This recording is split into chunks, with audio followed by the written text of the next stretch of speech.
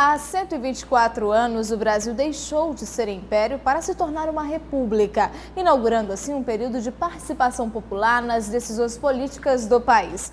Participação que ficou ainda maior com a atuação da Constituição Federal.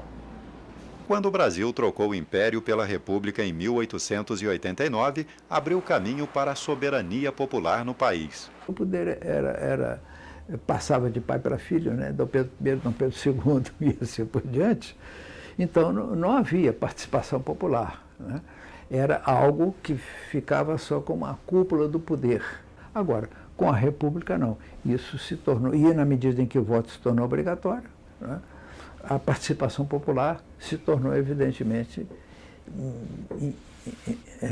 quase inteiramente generalizada. Os dois primeiros presidentes foram marechais do Exército que fizeram governos provisórios. A partir do terceiro, a escolha foi pelo voto popular.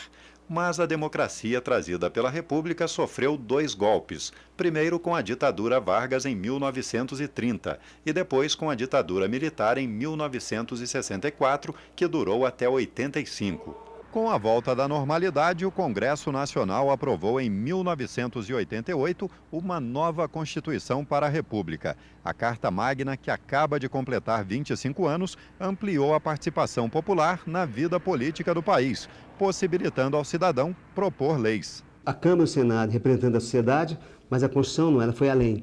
Ela falou assim, não, queremos os parlamentares eleitos fazendo as leis, mas queremos também dar chance ao cidadão, mesmo sem ser parlamentar, que ele possa trazer suas ideias, apresentar um projeto e ele tramitar e virar lei. E isso tem acontecido.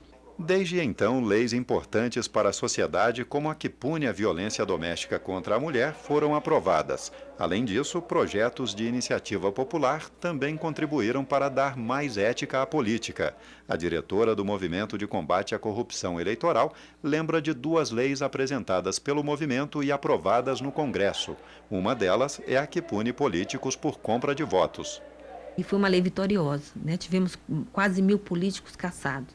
Depois, com esse volume de pessoas e a participação da sociedade, nós resolvemos também sonhar mais alto com a lei da ficha limpa. Ela mudou o perfil dos nossos candidatos.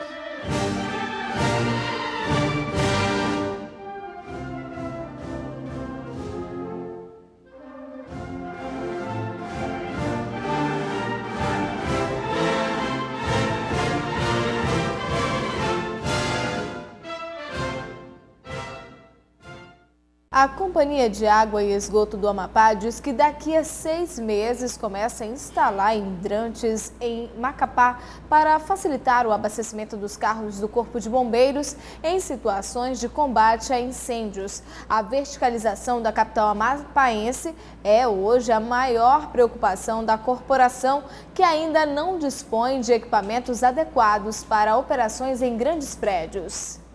O crescimento de Macapá vem aos poucos modificando a paisagem.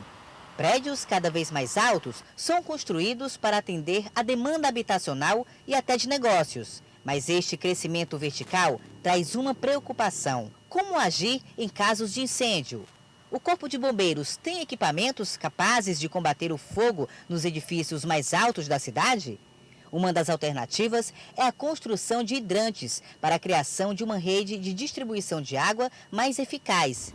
Para atender à necessidade do crescimento populacional de Macapá, a Companhia de Água e Esgoto do Amapá tem um projeto para a instalação de hidrantes em vários pontos da capital, principalmente na área comercial e no centro da cidade, onde a quantidade de prédios é maior. A previsão é que as obras iniciem no prazo de 6 meses. Outra necessidade é a aquisição de um veículo com a escada Magiros. Um carro com este equipamento custa quase 4 milhões de reais. Com a escada, é possível atingir uma altura de até 32 metros. Também é possível fazer resgates em áreas de grande profundidade. Segundo o comandante do Corpo de Bombeiros, o Amapá está investindo na aquisição de um veículo. Você tem uma capacidade muito grande de atender a qualquer tipo de incêndio, mesmo que seja não só em uma residência, mas nós podemos atacar por cima também, não só ali por baixo, fazer o cercamento dela, mas como também atacar por cima. Então isso daí facilita muito o nosso trabalho. O Corpo de Bombeiros tem hoje 6 viaturas de combate a incêndio. Uma delas atende o município de Santana. São caminhões com capacidades para 6.000 litros de água. Existe a previsão de compra de mais 2 veículos. O último grande desafio foi um incêndio no bairro Perpétuo Socorro. Segundo o Comando-Geral do Corpo de Bombeiros do Amapá, nos últimos 3 anos já foram investidos mais de 5 milhões de reais no aparelhamento da corporação. Novos investimentos devem ser feitos no ano que vem para a compra de mais equipamentos, como capas de aproximação usadas para o combate. No quadro Articulistas do Amazonsat desta sexta-feira, você vai saber quais são as mudanças propostas por economistas no Plano Diretor de Manaus.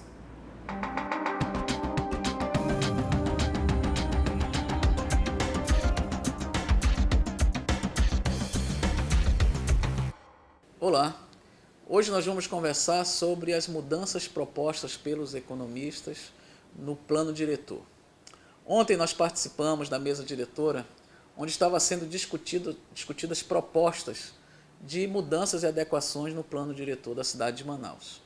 Nós economistas sabemos que existem vários problemas em Manaus, questões relacionadas à mobilidade urbana, por exemplo, ocupações desordenadas, mas um dos pontos que mais nos chama a atenção é a parte de burocratização para a abertura de novas empresas.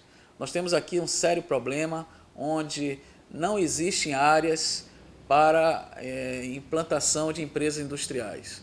Temos o Distrito Industrial, que hoje já está lotado de empresas, onde existe uma fila de mais de 100 indústrias esperando uma disponibilidade de vaga para fazer seus investimentos. Então, fugindo do Distrito Industrial, em Manaus nós encontramos dezenas de galpões, mas quando a empresa vai se instalar nesses locais, depara com uma série de problemas na própria prefeitura, problemas envolvidos a uso de solo e licenças para poder se instalar, principalmente as atividades nível 4 e 5, que são aquelas que são maiores, onde empregam mais pessoas e geram renda, né?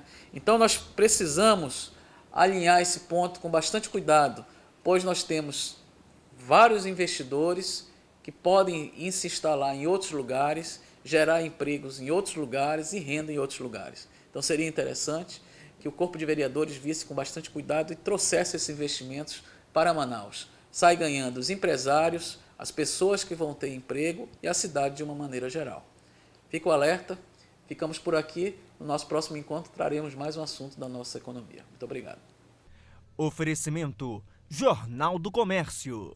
O jornal que mais entende de economia e negócios no Amazonas. Em instantes, projeto de lei limita a quantidade de material que os estudantes devem carregar. Nós voltamos já na capital amazonense, 21h25.